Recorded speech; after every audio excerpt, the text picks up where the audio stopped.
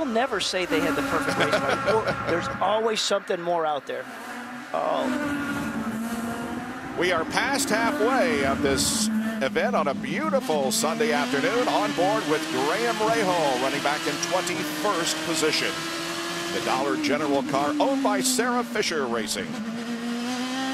And his 3-race commitment is up with the team, and so we are very anxious to see where Graham Rahal will go next. We certainly hope that he has a ride for the rest of the season. And that team, Sarah Fisher Racing, Grant, they have been working really hard to find a happy balance on that race car. And they've just tried 100 different things, and everything they try, they just can't get it to respond the way they want. And that can be frustrating. You never give up. You always search for new things to fix it, but it's tough. Dan Wheldon is running in 10th position in the National Guard car for Panther Racing. And for Dario Franchitti, who's closing in on some of these braking zones, remember, he was one of the early stoppers. And unfortunately, because there was no caution, it backfired. You don't want to be on the early stop strategy. You heard Jack say there are 3 or 4 people that stopped on lap 29 on the late strategy. At the moment, that's the one you want to be on. TK having a good race. He's running in 4th spot. I don't think he has been lower than that at all, except for his pit stop. So Tony Kanaan running in 4th position, the 7-Eleven machine. Right behind him is Ryan Briscoe with Team Penske. Talked a little bit at the open of the show how he confessed that he had to raise his game in qualifying. He knew that they had had some great races. He was leading in Brazil and then slipped wide and plowed into the tires, but he knew he had to raise the game, and he did it here at a place you really have to hang it out in qualifying. Well, it looked like Dixon got really close to the wall coming out. You know, and think about how much difference a year makes for a guy like Briscoe. I mean, he was dominant last year, you know, just couldn't do anything wrong, whether it was on the street or road courses or super speedways. And now look at how he's struggling, if you call it struggling. He just shows you how competitive things have gotten. And him as the driver, he's the first to say that it's as tough as it's ever been.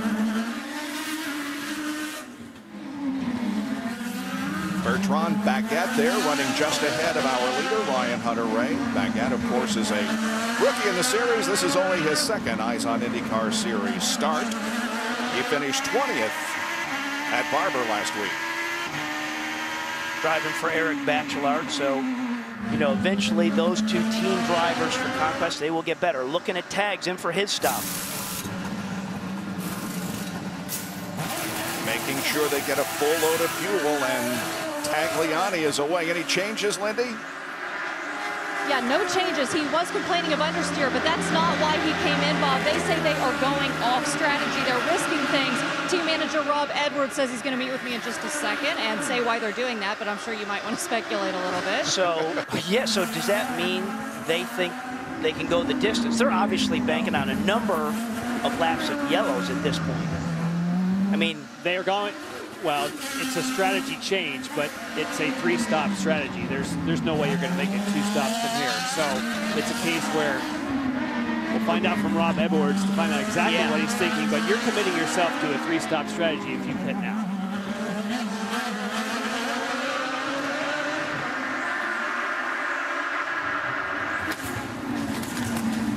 Right behind Graham Rahal is Takuma Sato. Meanwhile, behind them, here comes Ryan Hunter-Reay, the leader. And there you see the lap on which they pitted, and Tagliani just went in. And that was on lap 46. Here comes Rahal. And now Sato will try to get by.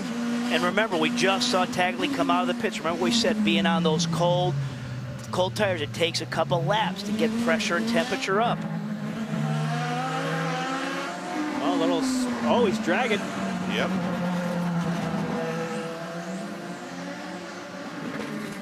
The tires are up, but I believe he's got suspension. Something on the right front that's drawing a little bit of spark underneath there. He's near pit entrance, so he will come in for a look-see at what's going on. And the left rear tried to lock up, meaning it's that would be the right front suspension, then most likely there's an issue on that side. Yeah, as the weight goes diagonally. It's the teeter-totter principle there. All right, Lindy, you promised us Rob Edwards. Let's hear from him.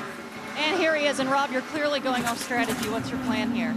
Well, it wasn't quite the strategy we planned on. We had a problem on the first stop, so we've stretched the middle segment as far as we can. We're going to try and get to the end from here, but we need quite a bit of yellow help to get there. Yeah, so you're committing to a 3-stop strategy, but you're hoping it's just 2. Exactly. We're going to try and make it 2, but we need a lot of luck to get there. How's the understeer, by the way? Sorry? How's the understeer in the car? The balance of the car is real good. Alex is very happy with the balance of the car. As I say, just had a little fuel problem. We'll see if we can figure something out. Yeah, was that a short fill when he came in? The fill just now was a long fill. Try and get as much in to, let's say, hopefully get to the end of the race if we can. Bob, thank you. Thank you. And so far in the first 49 laps of this event, we have had no cautions. We have been green from the drop of the flag. It is Ryan Hunter-Reay leading Justin Wilson, Will Power, Tony Kanaan, and Ryan Briscoe. First part of the year is over after today, and they will have then 4 consecutive ovals, including the Indianapolis Motor Speedway after Kansas, and then Texas and Iowa.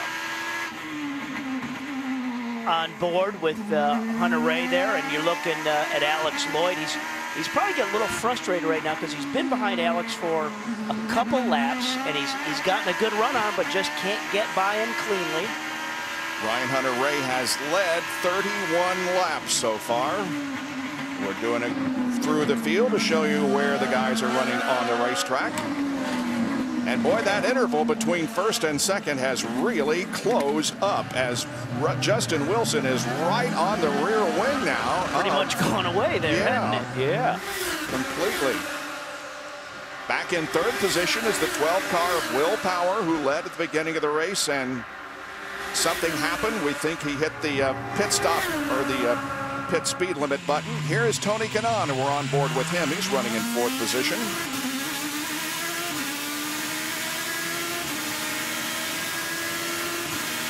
And we'll turn the camera around to show you who's behind him. And that would be Ryan Briscoe. And all these laps are critical, Bob, because we're within a couple of laps of when you could make your final pit stop. So people are working really hard right now. These pay. Here's Scott Dixon. He's running in sixth spot. Elio Castroneves is next in the serial scoring and next on the racetrack. He is seventh. Elio Castroneves. And the safety number I had for making a pit stop is about lap 52 to get home. Lindy? Danica pulls in on those red tires. They're taking those off and putting on sticker blacks, filling it up with fuel. By the way, guys, she finished fourth here in 09, if you remember, and she is out in 9 seconds flat. And Jan reminded me at dinner last night that 2 years ago was the sort of anniversary of her win in Japan, because she flew here for the final Champ Car race. Look at Ryan Hunter-Reay. Ryan Hunter-Reay has got to save some fuel, but he's got to get by Alex Lloyd, who's fighting to stay on the end of the lead lap.